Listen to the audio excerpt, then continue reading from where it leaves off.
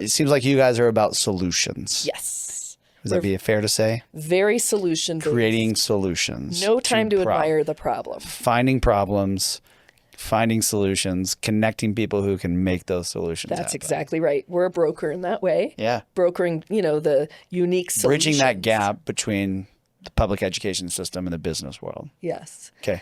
I mean, we're in a really interesting state, and I guess state of affairs as well as state of Colorado. And while we did repeal Gallagher, Tabor really does limit the amount of money that flows into the state education fund. So for many years, we ran what was called the BS factor, so budget stabilization factor, but you can imagine why it was called the BS factor. Yeah. And it's money that had been borrowed from the state education fund to keep the coffers afloat.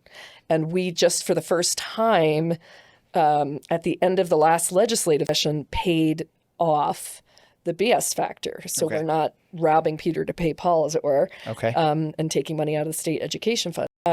People don't do their best thinking in times of scarcity. Yeah.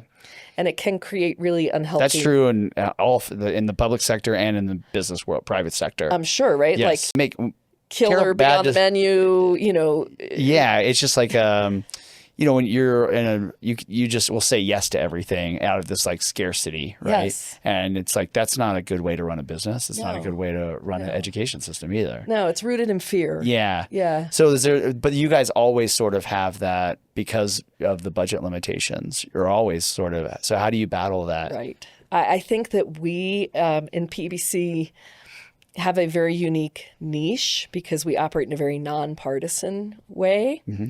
And so what we do is we set up really unique collaborations.